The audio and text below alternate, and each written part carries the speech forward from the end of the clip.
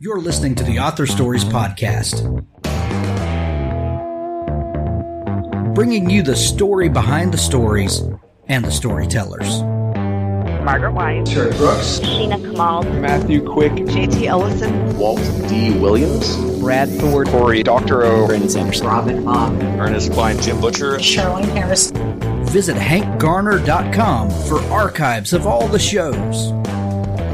Today's guest is... Well, thanks for joining me again for the Author Stories Podcast, where I bring you the story behind the stories and the storytellers. Today, I am super excited to have Serena Valentino on the show with me. She has an amazing new book. It's called Cold Hearted, and this is such a fun book. This is, I think that this is going to be a book that you need to have in your to-be-read pile, and then you are going... After reading this book, you're going to want to go out and seek out all the others that Serena has done as well. And I think we're going to talk all about that today. Welcome to the show, Serena. Oh, thank you, Hank. I'm so happy to join you today. I'm excited to have you. We begin each show with the same question, and that question is, what is your first memory of wanting to be a writer or storyteller? It's kind of a sad tale, to be honest. When I grew up dyslexic, so Me too. Yes, and so I think I always wanted to be a writer, but I didn't think I could because of my struggles with dyslexia. So ever since I was younger, I wanted to be a writer, but I just didn't have faith in myself that I could. So I pursued a lot of other creative, avenues. Like I wanted to sing, and I went to school to teach theater, and I did a lot of, stage plays. I did musical theater and things like that, and I loved it. But I didn't love it as much as until I finally had the courage to sit down and write my first story. And I'm so glad that I did. And I'm glad that I gave myself that chance, and I realized that, that it was something that I was capable of doing. Did having dyslexia discourage you from reading and from partaking in other things that other kids were doing? And did you ever feel isolated and kind of distanced from the normal things that kids should be doing? It's interesting because it didn't interfere so much with reading. Yeah. And my father was always a big advocate for reading, and he had us I grew up in the 80s, so we had all these different cool book clubs, and so we had books being delivered to the house all the time. So I was a voracious reader from a young age. The problem with I do have issues sometimes, mixing letters up when I'm reading, but it's more so when I'm writing and when I'm typing. So thank goodness I have a fantastic editor, right? Because the more tired I am, the more prevalent the dyslexia is. But when you live with something like that for your entire life, you learn how to cope, and your brain starts to self-correct. And you being dyslexic, you understand what I mean. Oh yeah. So, yeah.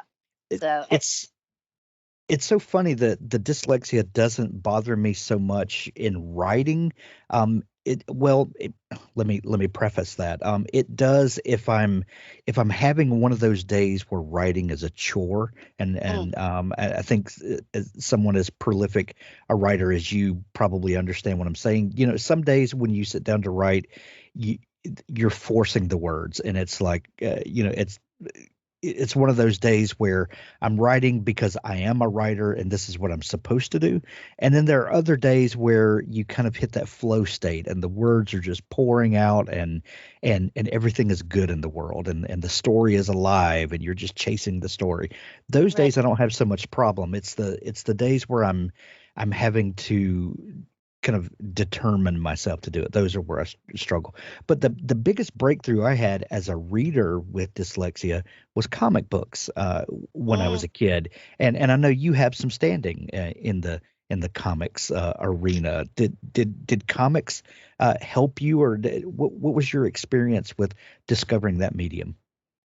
Well, yeah, that's how I started my career. And I think starting my career in writing comics it felt a little, maybe felt a little less daunting, because it's such a visual medium. And yeah, it certainly was a help. But I say now, which is, it's kind of interesting, when people ask, which is the most challenging of the two mediums, like, writing for comics or writing novels. I think writing for comics is actually more challenging than writing a novel, because there's so much more involved in writing a comic book, and you have so much less space in which to write it. You really do, and you definitely depend on the collaboration. If you are not one of the very rare people who write the script and draw the panels, if you're not that person, then you're depending on your collaboration with an artist, and that has to be daunting. Just getting your vision across to this person so that they can make it come alive. That's got to be nerve wracking. Well, it's not so much nerve wracking as just challenging. And I used to teach a comic book script writing class, and one of the things that I used to have my students do was watch silent films. I'm a huge silent film buff, and I think that that's one of the best places to see visual storytelling, right? And so I would make my students watch like silent films, and then I would have them write what the panel progressions would be, and just like pretend like you're describing these scenes like to an artist. But yeah, I mean, that's part of the process that I enjoy most, quite frankly. And it's one of the things that I enjoy a lot in writing my novels too, is describing the areas in which these characters are inhabiting, or building a world around building a world around these characters. I think when you write for comics, you're writing for the artist, you're writing for the letterer and for the colorist, and for the editor and yourself and the reader. It's a lot, and it is a collaborative process, and that's part of the process that makes it so exciting, seeing those words come to life and illustrated by an incredible artist that you're working with. I love it. It's one of my favorite mediums in which to write. And I mean, I love writing for novels too, but novels are easier for me, I think, because you can just do a lot of things in novels that you can't do in comics, or you can do them, but you can't do them as easily. I can have a character thinking about her past for like 3 chapters if I wanted to. I Right. can have people sitting there speaking to each other at a kitchen table. And I mean, I can do that in comics, but it might not be as dynamic. You don't want to see talking heads in a comic book for 32 pages. It's not going to Right. be it's not going to be that exciting. You know what I mean? So that's why I think that writing for comics is a little bit more challenging.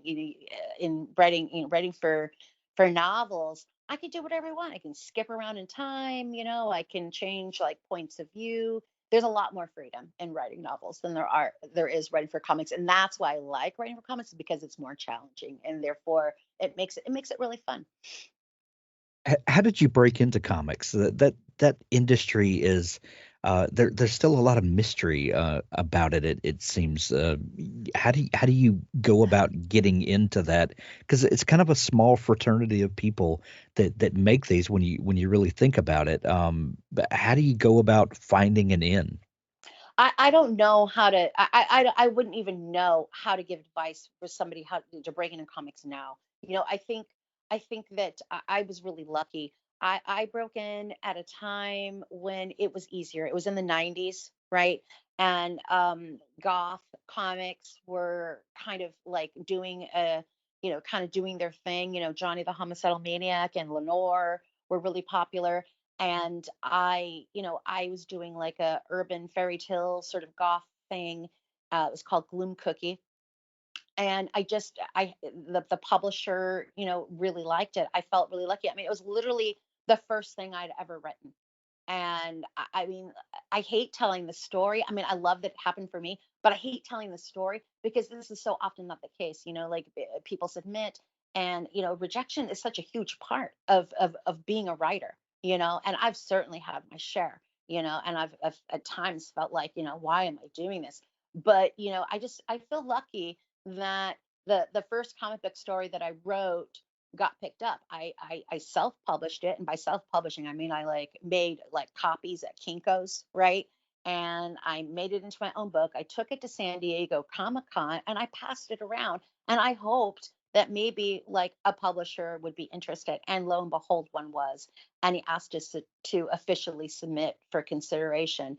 And I hadn't really thought much beyond that first little like short. I was just like, I honestly didn't think anybody would be interested in publishing it. So I literally like brainstormed the rest of the comic series on the airplane ride home from San Diego back to San Francisco.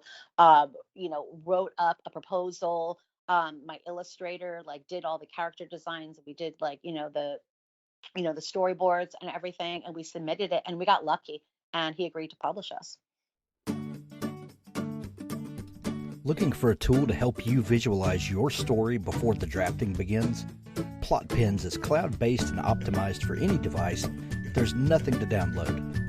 From the new writer who isn't sure how to tell their story to the veteran who can increase their productivity dramatically, we've had experienced writers lay out a detailed structure for several novels in a series in a matter of a few days. The app takes you through 4 steps of the process: the concept or log line. Make sure you have a solid concept that you can keep coming back to throughout the process. The outline, 12 beats and 3 acts, each has a description of what should be happening with examples. The board, 40 cards. We take the 12 beats and add sub-beats to those, breaking it down even further and being very specific about what should go into each. These also have examples and descriptions. Right. We take those 40 cards and turn them into a to-do list. For a 50,000 word book, it's about 2 cards per chapter roughly. We have a beautiful editor built into the app. You can export your manuscript to a PDF anytime with the click of a button. Let Plot Pens help you visualize your writing project. Use code HANK10 to get 10% off Plot Pens. plotpens.com.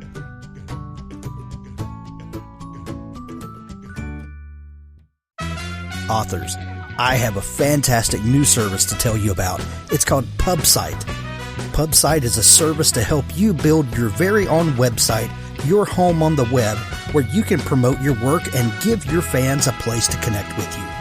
Pubsite is a website platform that allows every author, regardless of budget, to have a great-looking professional website developed by the book marketing professionals at FSB Associates. Pubsite is the new easy-to-use DIY website builder developed specifically for books and authors.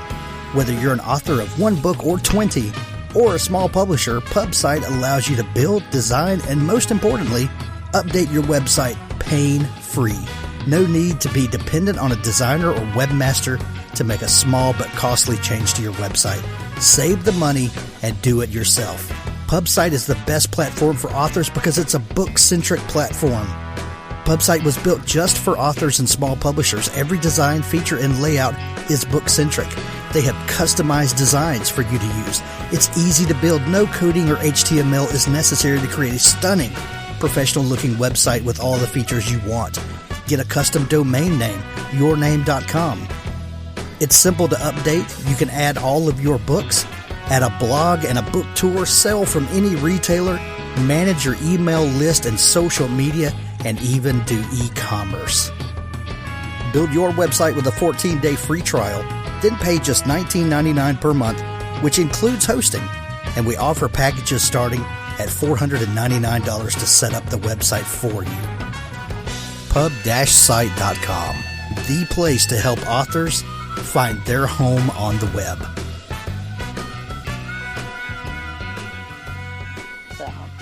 That is I love hearing those stories where where you just pull the curtain back, and it's amazing.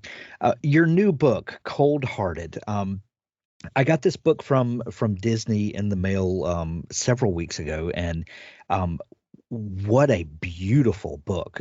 Just say that off the top here. And I started flipping through, and I started reading the book, and then the next thing I know, it's like 4 hours later, and the sun has gone down, and I'm like just engrossed in this story. First off, how did you kind of defined a niche that looking back over the books that you've published, you have taken some of these well-known Disney villains, and when we think back to the heyday of what we think of as the best Disney animation movies, there are a lot of times these reworked fairy tales and things like that, and there are kind of a delineation. There are the good guys and the bad guys, and we don't really know a whole lot about the bad guys except they are bad. They are evil. Um, and you have really kind of carved out a niche in taking some of these characters that are, very two-dimensional and giving them a backstory, giving them a reason, giving them motivations, and it has been a very eye-opening thing to see what you have done here. How did you come up with this idea? Well, I mean, growing up as a kid, I would watch, the original, Disney films. And I was asking myself why back then. One of my favorite villains, Maleficent, I would, be watching Sleeping Beauty.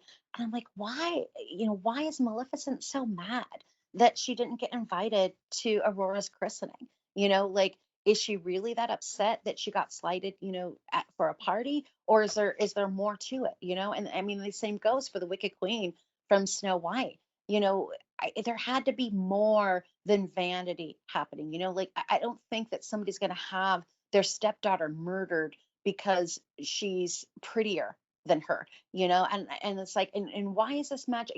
The magic mirror seemed suspect to me.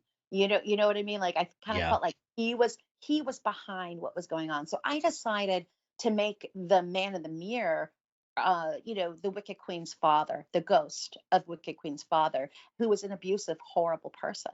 And you look at these characters, you look at like somebody like Lady Tremaine and, her daughters, Anastasia and Drusilla, and you have to ask yourself why. Like, what led them on this path? What are the things that happened to them that made them, make the choices that they did? And that's one of the things that I love exploring most in telling these stories is giving these characters a voice, an agency, and a reason for what they did.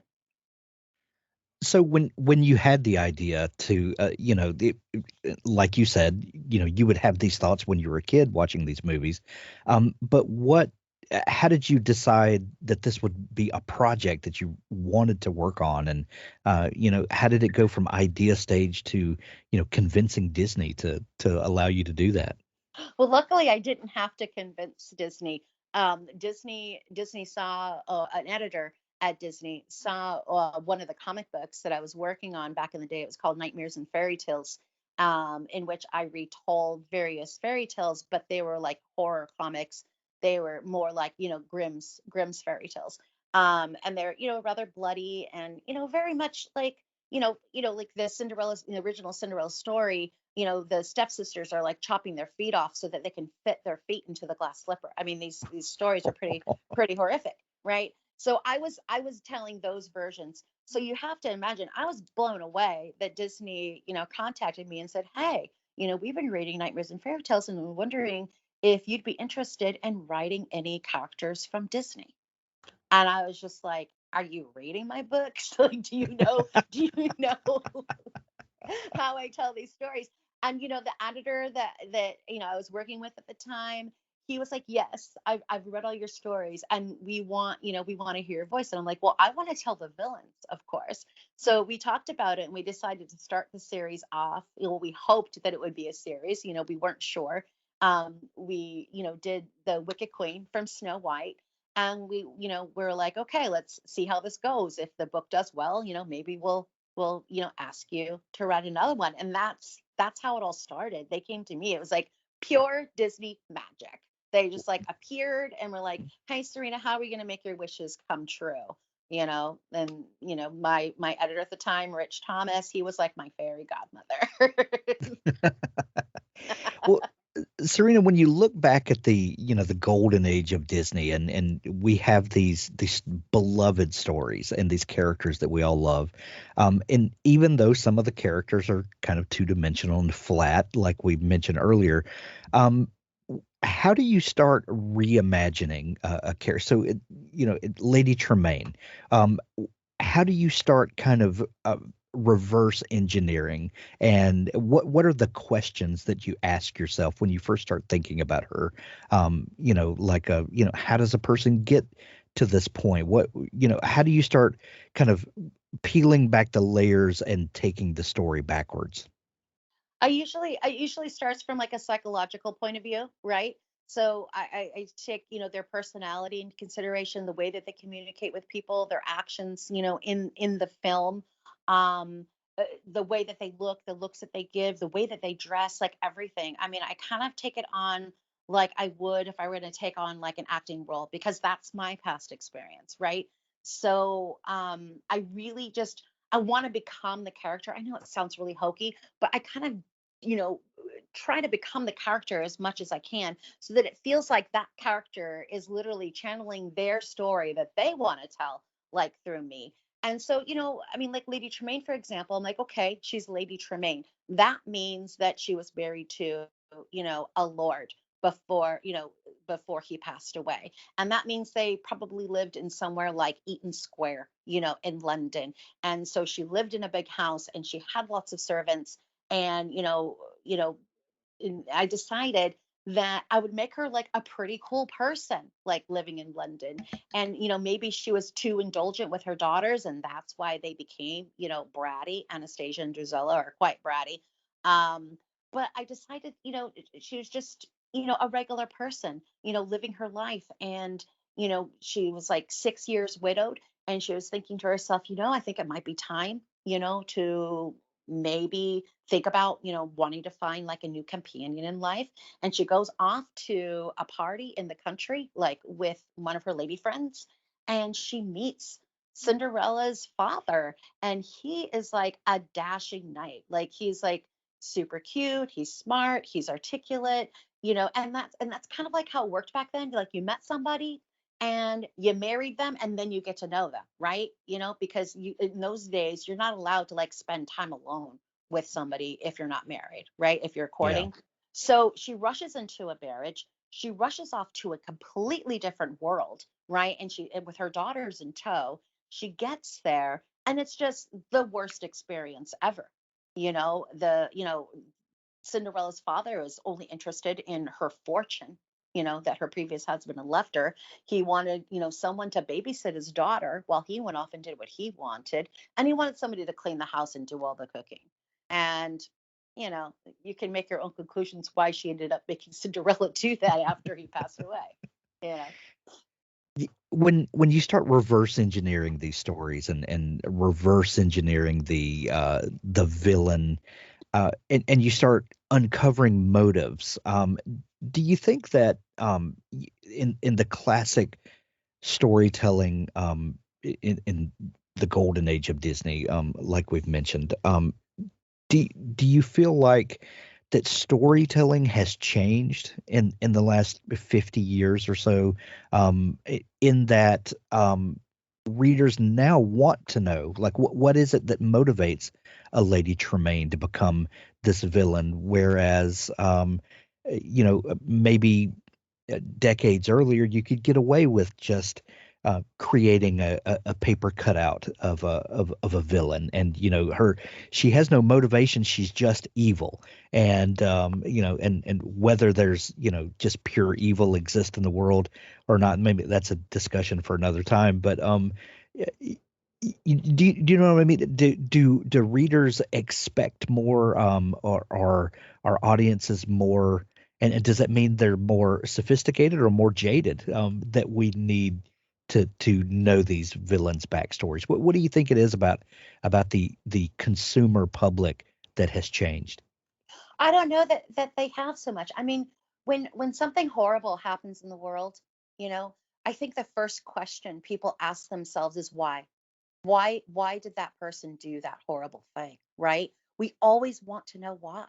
And so that is the first question I ask myself when I, reverse engineer these stories. I ask myself why, why did the Wicked Queen want to kill her stepdaughter? Why did, Lady Tremaine, turn her stepdaughter into a servant in her own home? Why was she so eager to marry her daughters off, and I think about it, and I create my reason why, and I'm just so happy that it resonates, with the readers.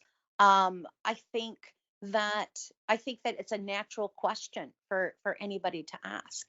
And I mean, I do think that, the storytelling has definitely changed, but I also think that, there are stories over the history where we've explored villains. I mean, there's like picture of Dorian Gray. I mean, we got to find out that entire story of why, Dorian Gray was a horrible person. You know what I mean? So I think stories Right. like that have been around for a long time. I just don't think it's been explored in Disney until, like, somewhat recently. When do you consider yourself a pantser or a plotter or a mixture of the two? It's funny. I was just having this conversation with author Liz Braswell, who does the Twisted Tales books. Oh Um, yeah. she was asking me this question, and I was like, I don't even know what you mean, and she had to explain it to me. And I said that I was a pantser, but then after talking, she's like, "No, Serena, you're a plotter. You just plot in your head, So I am a plotter. I plot in my head forever. I think about these like characters forever. I just thought that I wasn't considered a plotter because I didn't like type it out or write it down. I have it all in my mind. I mean, I have like the next 4 books planned, like, already. I know what's happening to everybody, you Oh, know. that's fantastic. I love Yeah, that. I mean, but here's the thing though. The reason why I thought I was a pantser is because I really let the characters take over. And sometimes I go off, off script. You know what I mean? Like if a character Yeah. wants to take me to a certain place, then I go to that certain place. I just make sure that I get to the place where I had originally intended. You know what I mean? Yeah. At the end.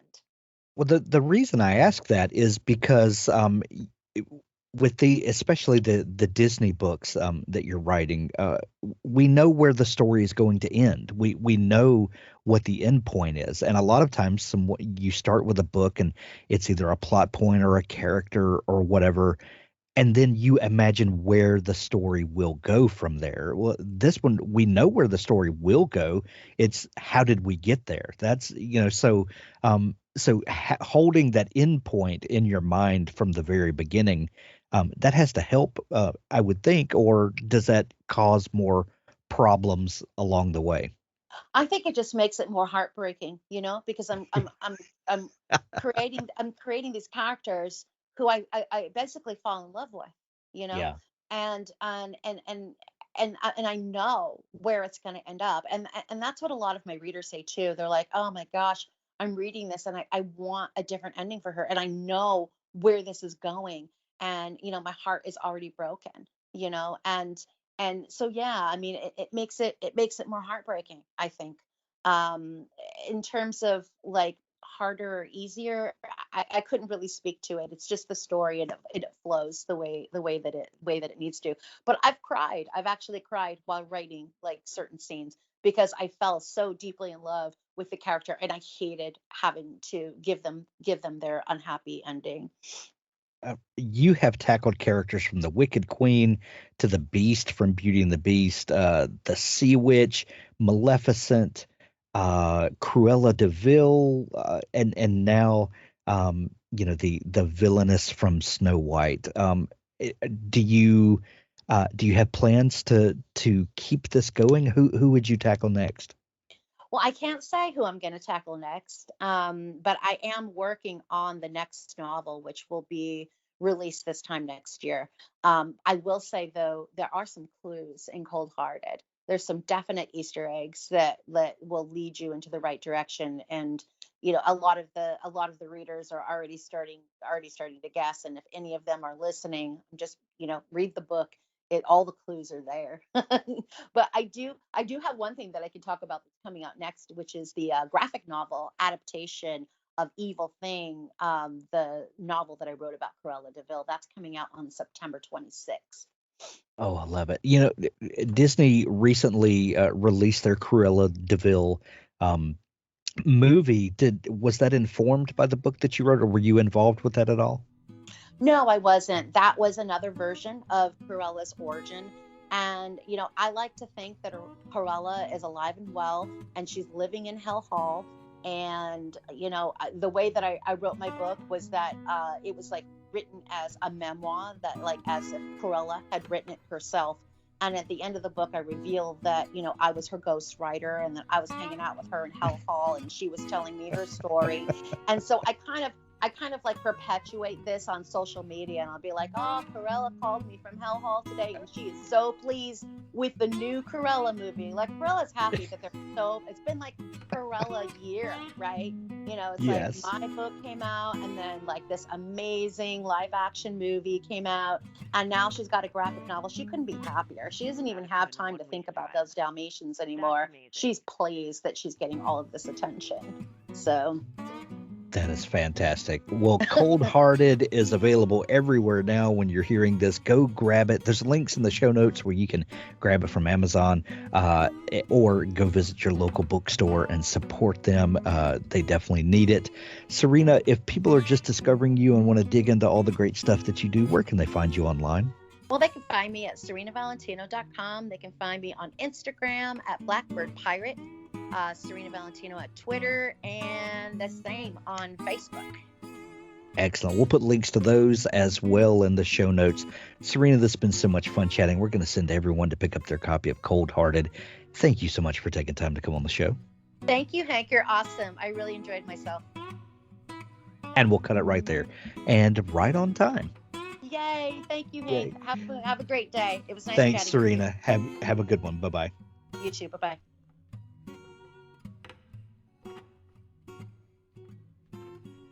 Wargate Books presents Hit and Fade, Forgotten Ruin, Book 2, by Jason Anspach and Nick Cole.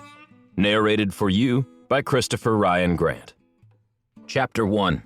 The army of the dead walked straight into our ambush east of Fortress Hawthorne.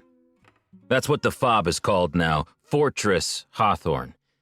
Despite it being officially known as Forward Operating Base Hawthorne, as was originally intended when the 50 detachments of various special operations groups came forward through time from Area 51. A one-way mission to save Western civilization from a rampaging nanoplague destroying the very fabric of said civilization. Apparently, we overshot the temporal insertion point and stuck the landing. Sorta. About 10,000 years too late. Said civilization is now basically something straight out of Tolkien or Dungeons and Dragons, which we've all now gotten a lot more familiar with thanks to our resident expert and fledgling hedge wizard, the infamous PFC Kennedy. But the Rangers just call it the FOB. The first of our explosives to ruin the leading elements of the army of the dead advancing on us, Claymore Mines, the recaptured forge back at Hawthorne, had cranked out in the weeks after we'd retaken it from King Triton, were fired by Ranger Sergeant Kang down there with the scouts and Captain Knifehand's assaulters. It was close to midnight when the front rank of bony warriors, carrying rotting shields and spears, eyes glowing malevolently in the deep night mist, advanced into our ambush, only to get ruined by the daisy-chained claymores' sudden eruption.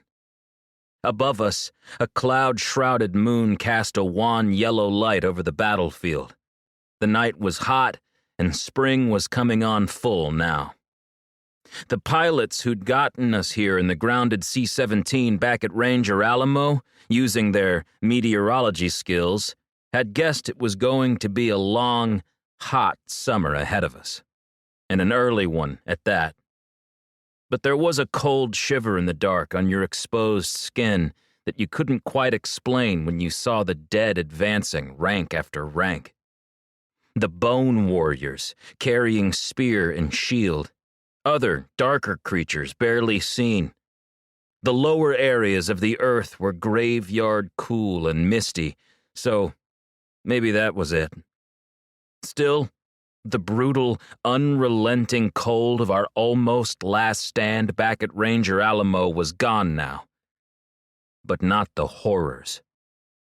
There wasn't a night that some ranger didn't wake up out of a tormented sleep, breathing heavy, sidearms scanning the dark and looking for orcs and ogres to ventilate. I was sweating in the hour leading up to the attack, despite the night and the mist. Kurtz had us humping hard to get the 240 and all its ammo up to the top of a small hill that overlooked the area where we'd channel the advancing echelons of the Army of the Dead into further fun and games the Rangers had planned at a bend in a riverbed. If the approaching Army of the Dead continued on their current course track, they'd enter it for a brief period. It was decided by the captain we'd kill them there. And I was sweating. Not because of fear. No, not at all. "Firing," whispered Sergeant Kang over the comm as he detonated the mines. And 8 daisy-chained claymores spat thousands of steel balls all across the front line of what even I was still finding it hard to believe I was seeing through my night vision device. Skeletons. Warrior skeletons. Ancient warriors like something out of the Bronze or Iron Ages. Worked breastplates of molded plate or rotting scales. Green and tarnished, stamped with the markings of fabled armies fallen in battles long, long ago. Leather cuirasses on some, rotting boots, helms with broken horns, missing teeth, tattered leather kilts, beads and charms dangling from bone wrists, enigmatic holy signs and primal torques black with grave dirt, or from a funeral pyre long ago on some forgotten battlefield far from here, draped about the spine where the throat should be, where it rises to connect to a bone-white skull that seems filled with malevolent purpose and diabolical intelligence, malignantly so. Walking skeletons like something out of a Ray Harryhausen clay model Sinbad epic from the 1960s.